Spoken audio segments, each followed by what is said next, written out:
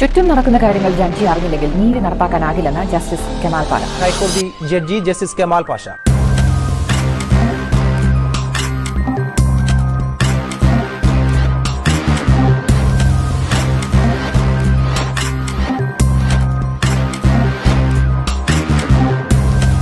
രാജാവ് മഗ്നനാണെന്ന് വിളിച്ചു പറയാൻ ആരെങ്കിലുമൊക്കെ വേണ്ടത്.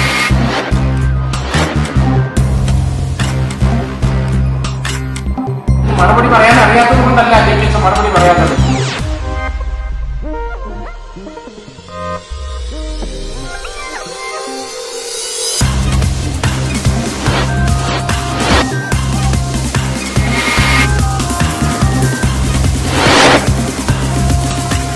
ശബ്ദമില്ലാത്തവരുടെ ശബ്ദമായി ഞാൻ നിങ്ങളിലേക്ക് വരുന്നു.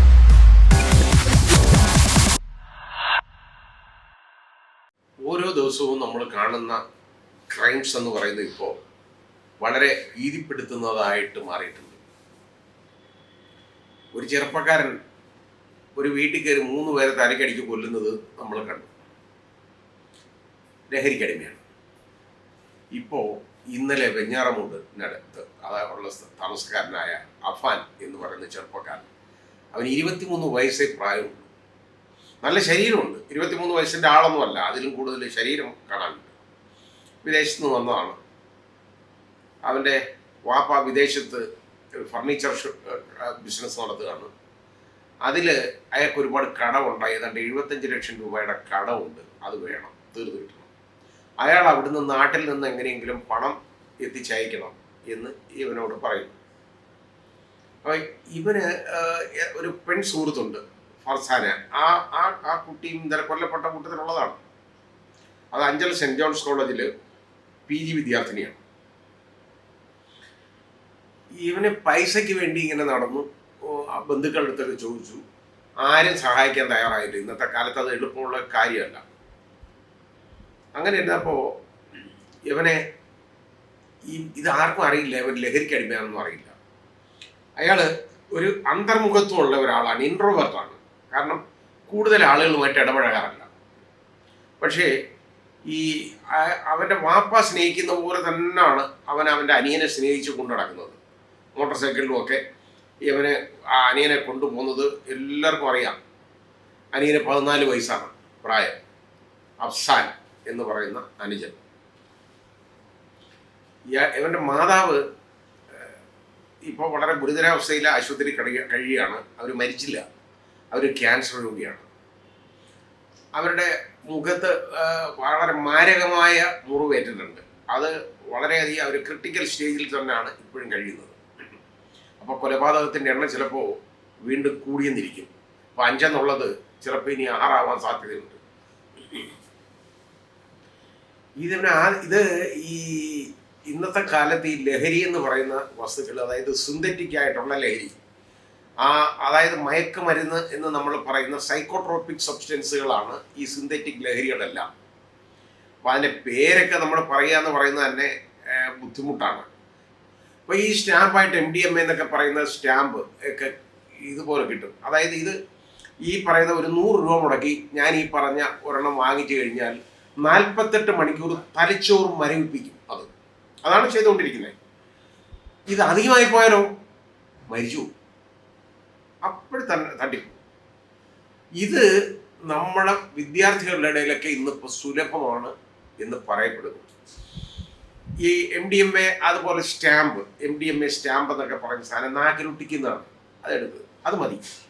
അത് ഇതിൻ്റെ കുഴപ്പം എന്തെന്നറിയാം. ഇത് ആദ്യം ഈ തലച്ചോറിനെ ഇങ്ങനെ മരവിപ്പിക്കും.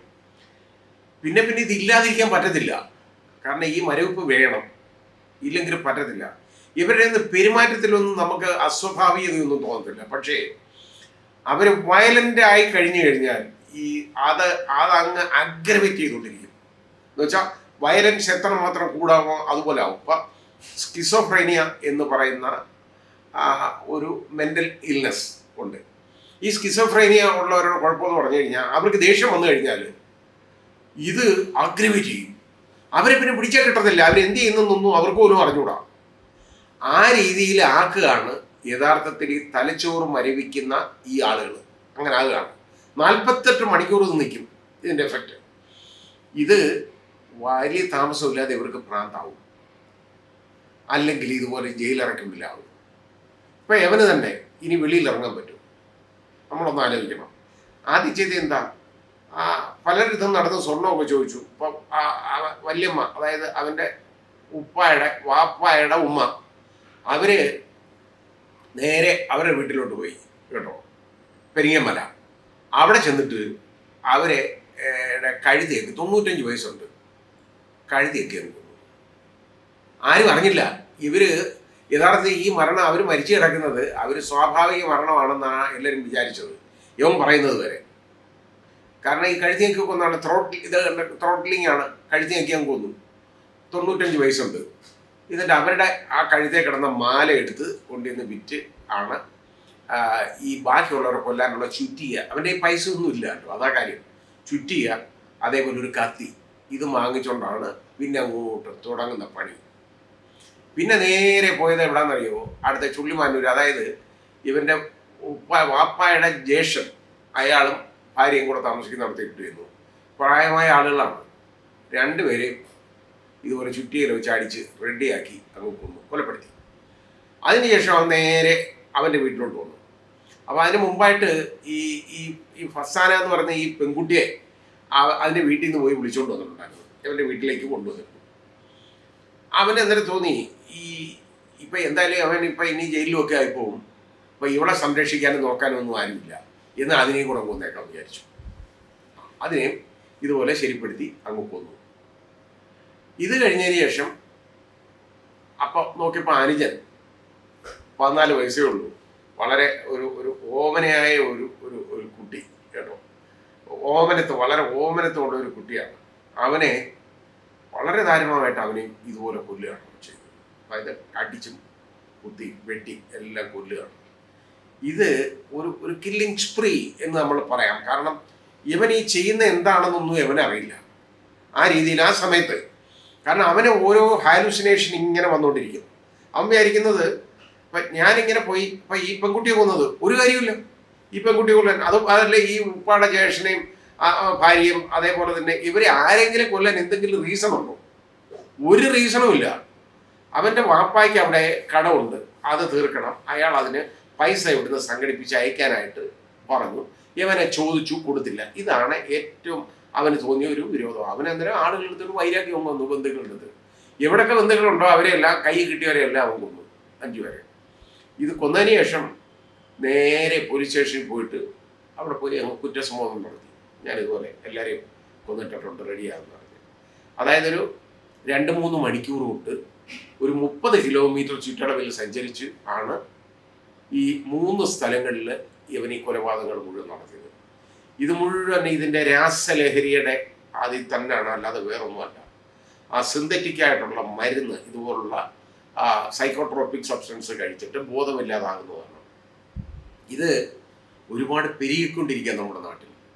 ഇതിനെന്തെങ്കിലും ഒരു മാർഗം ഉണ്ടാക്കിയില്ലെങ്കിൽ, അതായത് ഇത് തടയാനുള്ള മാർഗങ്ങൾ കണ്ടുപിടിച്ചില്ലെങ്കിൽ വളരെ ബുദ്ധിമുട്ടാണ്.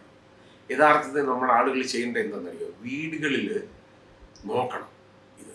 കാരണം ഇവൻ്റെയൊക്കെ പെരുമാറ്റത്തിൽ എന്തെങ്കിലും ചെറിയ വ്യത്യാസം കണ്ടാൽ പോലും വാച്ച് ചെയ്യണം, നോക്കണം. പ്രത്യേകിച്ച് സ്കൂൾ കോളേജ് വിദ്യാർത്ഥികളെ എല്ലാവരും, മാതാപിതാക്കൾ അവരറിയുമ്പോൾ അവർക്കൊരു മനസ്സിലൊരു വിഷമം വരും. ഇവരുടെ ബാഗൊക്കെ ഒന്ന് ചെക്ക് ചെയ്യണം, ഇവർ കാണരുത്, ആ രീതിയിൽ ചെക്ക് ചെയ്യണം, മനസ്സിലാക്കണം. അവർ പണം അധികമായിട്ട് ചിലവാക്കുന്നുണ്ടോ എന്നുള്ളത് നോക്കണം. അപ്പോൾ ബസ്സിനകത്ത് കയറി പോകണം, അതിന് വണ്ടിക്കൂലിയുടെ കാശ് ഇത്ര ദിവസത്തേക്കുള്ള വണ്ടിക്കൂലിയുടെ കാശ് നമ്മൾ കൊടുക്കുന്നു. അത് പെട്ടെന്ന് ചോദിക്കാനിടയായാൽ അപ്പം മനസ്സിലാവും പണം ചിലവ് എങ്ങനെ ഉണ്ട് ആണെന്ന് മനസ്സിലാവും. അവൻ പറയും മറ്റേ പ്രോഗ്രസ് കാർഡിന് വാങ്ങിക്കാനും അതാ കുന്തം കൂടെ എന്നൊക്കെ പറഞ്ഞ് എന്തെങ്കിലുമൊക്കെ കള്ളമൊക്കെ പറയും. ഇങ്ങനെയുള്ളവരെന്തും പറയും കേട്ടോ. അതൊന്നും വിശ്വസിക്കരുത്. നമ്മുടെ മക്കളൊക്കെ തന്നെയാണ്. പക്ഷേ അവർ പറയുന്ന എല്ലാ കാര്യങ്ങളും നമ്മൾ വിശ്വസിക്കരുത്. വിശ്വസിച്ചതായിട്ട് അവർക്ക് തോന്നാം, കുഴപ്പമില്ല. പക്ഷേ നമ്മൾ അത് വിശ്വസിക്കാതെ വളരെ വിജിലൻ്റ് ആയിരിക്കണം, അവരെ ഫോളോ ചെയ്യണം. എങ്കിൽ മാത്രമേ ഇനി ഈ സമൂഹം മുമ്പോട്ട് പോകാൻ പറ്റത്തുള്ളൂ. അല്ലെ അടുത്ത തലമുറ എന്ന് പറയുന്നത് ഈ കൂരിരുട്ടിലായി പോകും അവർ. അങ്ങനെയുള്ള ഒരു സിറ്റുവേഷനാണ് ഇപ്പോൾ ഉള്ളത്. അതുകൊണ്ട് ഇത് നമ്മൾ നിർബന്ധമായിട്ട് ശ്രദ്ധിക്കണം. എല്ലാവരും നമ്മുടെ മക്കളൊക്കെ തന്നെയാണ്. അവരുടെ സ്നേഹമൊക്കെ ഉണ്ട്, അതെല്ലാം വേണം. പക്ഷേ അവരുടെ നടപടികൾ എന്താണ് എന്നുള്ളത് സസൂക്ഷ്മം നമ്മൾ വിലയിരുത്തണം. നമുക്കതിന് സമയമില്ല എന്ന് പറയുന്നതിൽ അർത്ഥമില്ല. സമയമില്ലെങ്കിൽ ഈ അഫാന്മാർ ഒരുപാട് സൃഷ്ടിക്കപ്പെടും. അതാണ് നമ്മൾ നോക്കേണ്ടത്. നമുക്ക് സമയം വേണം, നോക്കണം. ഇതിപ്പോൾ ഇത്രയും കൊലപാതകങ്ങൾ, ഈ കൂട്ടക്കൊലപാതകം, കൊലയല്ലേ ഇവിടെ നടന്നേക്കുന്നത്. ആരും കൊല എന്തിനെന്ന് അവന് പോലും അറിയില്ല ആ ചെയ്തേക്കുന്നത്. അവനൊരു റീസൺ. എന്നിട്ട് എന്താണ് ഈ പെൺകുട്ടിയും ഇവൻ്റെ അനിയനും അവൻ്റെ ഉമ്മയൊക്കെ ആണെന്നുണ്ടെങ്കിൽ വളരെ മാരകമായി മുറിവ് ഏൽപ്പിച്ചേക്കാണ്. ബോധരഹിതയായിട്ട് അവർ കിടക്കുക. അന്നേരം അവിടെ ഗ്യാസ് തുറന്നു വിട്ടുകൊണ്ട് ആ ഗ്യാസ് ശ്വസിച്ചാലൊന്നും ആരും മരിച്ചു പോകത്തില്ല. അതുപോലും അവരറിയില്ല എന്തിനാ ചെയ്യുന്നതെന്ന്. ഗ്യാസ് തുറന്നിട്ട് അവർ രക്ഷപ്പെടരുത് എന്നുള്ള രീതിയിലാണ് ഗ്യാസും തുറന്നു വിട്ടേക്കുന്നത്. അവൻ്റെ ഉമ്മ മരിച്ചതാണെന്ന് അവൻ മനസ്സിലാക്കിയിട്ട് കളഞ്ഞിട്ട് പോയി. ഇല്ലെങ്കിൽ അവരെ വീണ്ടും കൂടെ തകർത്തിട്ടേ പോകത്തുള്ളായിരുന്നു. അവരിപ്പോൾ ഹോസ്പിറ്റലിൽ ഇൻറ്റൻസീവ് കെയർ യൂണിറ്റിൽ ഗുരുതരാവസ്ഥ കഴിയുകയാണ്. അവരെങ്കിലും രക്ഷപ്പെട്ട് വരട്ടെ. അല്ലാതെ ഇപ്പോൾ എന്ത് പറയാനാണ് ഇതിനെക്കുറിച്ച്. ഇങ്ങനെയുള്ള ജന്മങ്ങൾ ഉണ്ടായിപ്പോയാൽ നമുക്കൊന്നും ചെയ്യാൻ പറ്റത്തില്ല. എൻ്റെ ഈ സൃഷ്ടി എന്ന് പറയുന്നുണ്ടല്ലോ, 23 വയസ്സുകാരൻ ഈ രീതിയിൽ ആവണമെങ്കിൽ തന്ത ഗൾഫിലാണ്, നോക്കാനാളില്ല. അപ്പോൾ അവന് വളരെ ഫ്രീഡം ഉണ്ട്. അവൻ്റെ അനുജനെ അവൻ മോനെ പോലെ കൊണ്ടു നടന്നുകൊണ്ടിരുന്നത് അവനാണ്. പക്ഷെ അവനെപ്പോലും ഇവൻ കൊന്നത് എന്തിനാണെന്ന് ആർക്കും അറിഞ്ഞില്ല. കാരണം ലഹരി തലയ്ക്ക് പിടിച്ചു കഴിഞ്ഞാൽ എന്ത് ചെയ്യുന്നു എന്നുള്ളത് അവനറിയില്ല. അതാണ് കാര്യം. അങ്ങനെ ആകരുത്. നമ്മൾ നോക്കണം, ശ്രദ്ധിക്കണം.